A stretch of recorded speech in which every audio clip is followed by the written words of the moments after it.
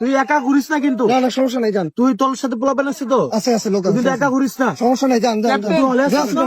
হলে আসছিস তো? আছি, ওকে, গ্লাস দেন। দর্শক, এই যে ভিডিওটা সামাজিক যোগাযোগ মাধ্যমে ভাইরাল হয়েছে, এই ভিডিওটা কি বার্তা দেয়? বার্তা দেয় যে আমাদের সমাজটা সুস্থ নেই, আমাদের সমাজটা একটা অস্থিরতার মধ্য দিয়ে যাচ্ছে, আমাদের সমাজে কেউই নিরাপত্তা বোধ করছেন না। জুলাইয়ের পক্ষের বিপক্ষের কেউই নিরাপত্তা বোধ করছেন না, এটা এখন দিনের আলোর মতো স্পষ্ট হয়ে গেছে।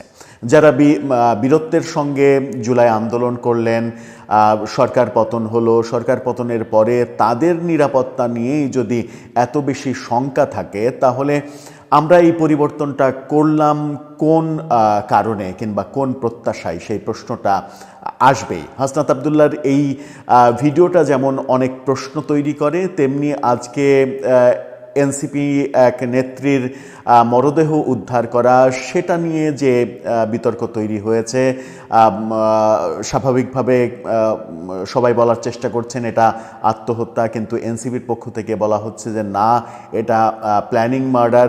এই ব্যাপারগুলো জনমনে একটা আতঙ্ক তৈরি করছে। এই ব্যাপারগুলো খুব একটা শুভ ইঙ্গিত দিচ্ছে না। কি হচ্ছে আমাদের সমাজে? এনসিপি নেত্রীকে নিয়ে কি হলো? হাসনাত আবদুল্লাহ বা এই ধরনের ভয়ের মধ্যে কেন থাকছেন? চলুন একটু বুঝে দেখে এই ভিডিওতে থাকবেন পলিটিক্স টিভির নিয়মিত আয়োজনে।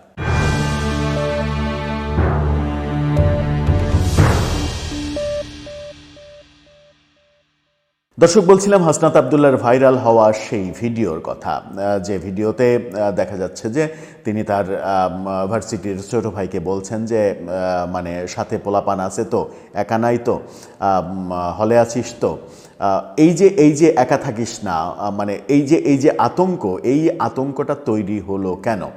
তাদের অভিযোগ যে পতিত শক্তি আওয়ামী লীগ এই আতঙ্কটা তৈরি করেছে। আওয়ামী লীগ এক ধরনের ফিরে আসার চেষ্টা করছে এবং সেই ফিরে আসার প্রক্রিয়ার মধ্য দিয়ে এই আতঙ্ক তৈরি হয়েছে। বিশেষ করে ওসমান হাদির উপরে আক্রমণের পর অনেকেই অনেকভাবে আলোচনা করছেন যে ওসমান হাদি একা না, এরপরে অনেকগুলো টার্গেট রয়েছে, সেই ক্ষেত্রে হাসনাত আবদুল্লাহ অন্যতম টার্গেট হতে পারেন, যেহেতু নানা সময় নানা রকমের আওয়ামী বিরোধী বিধ্বংসী কথাবার্তা তিনি বলেছেন, আওয়ামী লীগের চোখে অন্যতম শত্রুতে পরিণত হয়েছেন, সেই কারণে এই আতঙ্কটা তৈরি হতেই পারে।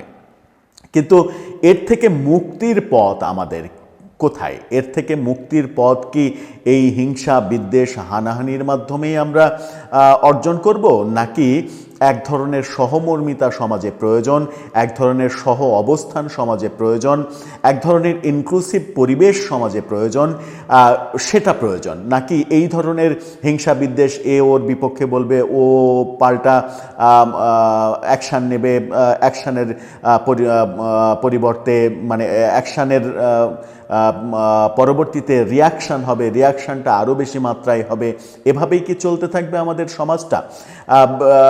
এইভাবে যদি সমাজটা চলতে থাকে, তাহলে সমাজে শান্তি নিয়ে আসাটা কতটা সম্ভব হবে? প্রফেসর ইউনূসের সরকারই বা কী করবেন এরকম একটা মুহূর্তে, যখন দুই পক্ষই মনে হচ্ছে যে মরিয়া হয়ে উঠেছেন, মরিয়া হয়ে লেগেছেন, কেউ মানে কেউ কাউকে ছাড় দিতে রাজি নয়, দুজনেই যেন মনে হচ্ছে, দুই পক্ষই যেন মনে হচ্ছে এক ধরনের শেয়ানে লড়াই শুরু হয়েছে। এই লড়াই যদি চলতে থাকে, এই লড়াইয়ের শেষ পরিণতি কি কিংবা কোথায়, এর শেষটা কোথায়? শেষটা কি আমরা আদৌ কল্পনা করতে পারি যে শেষটা কোথায়? এর থেকে পরিত্রাণের উপায় আসলে কি? মানে উপায় বলতে গেলেও মুশকিল, কারণ উপায় বলতে গেলে সহমর্মিতার কথা বলতে হবে, সহ অবস্থানের কথা বলতে হবে। সেই সহ অবস্থান কিংবা সহমর্মিতা তো দুই পক্ষের কারো কাছ থেকেই আমরা মানে পাবো নাই স্বাভাবিক। কারণ সহ অবস্থানের কথা যদি বলতে হয়, তাহলে জুলাই যুদ্ধ যারা করেছেন তারা এই প্রশ্ন করবেন যে আওয়ামী লীগের সঙ্গে আমাকে সহ অবস্থান করতে হবে? না, কখনোই না। আওয়ামী লীগকে ঝেঁটিয়ে বিদায় করব, তারপরে গা হবে।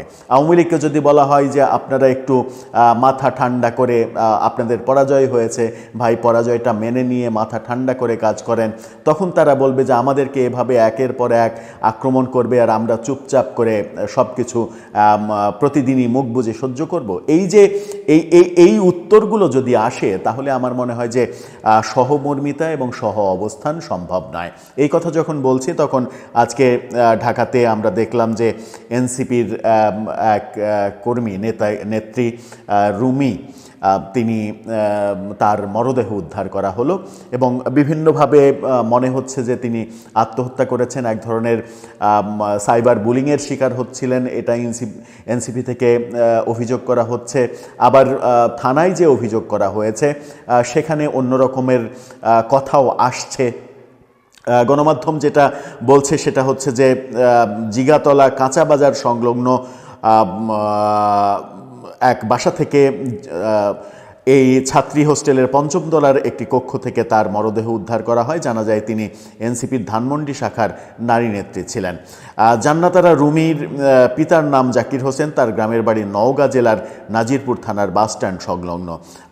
লাশ উদ্ধারের পরে নিশ্চিত করে হাজারীবাগ থানার এসআই মতিউর রহমান জানান সে এনসিপির রাজনীতির সঙ্গে যুক্ত ছিল বলে শোনা যাচ্ছে। ময়নাতদন্তের জন্য ঢাকা মেডিকেলে পাঠানোর কথা তিনি জানিয়েছিলেন। এই রুমি কোত্থেকে আলোচনায় আসলেন? আমরা দেখেছি যে সামাজিক যোগাযোগ মাধ্যমে ব্যাপকভাবে প্রচার করা হচ্ছে, সেটা হচ্ছে যে এর আগে গত নভেম্বরের 13 তারিখে সম্ভবত সেদিনই আওয়ামী লীগ যে লকডাউন কর্মসূচি পালন করলো, সেদিন ধানমন্ডি 32-এ এক বয়স্ক মহিলার উপরে চড়াও হয়েছিলেন এই রুমে।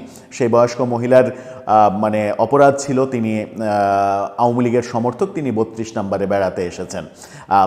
তাকে লাঠি দিয়ে পেটাতে আমরা দেখেছিলাম। পরবর্তীতে তাকে পুলিশ উদ্ধার করে, কিন্তু রুমি কেন পেটালেন তাকে, কেন আইন হাতে নিলেন, সেই ব্যাপারে পুলিশ তাকে কিছু না বললেও যে পিটুনির শিকার হলেন তাকে গ্রেপ্তার করতে দেখেছিলাম আমরা।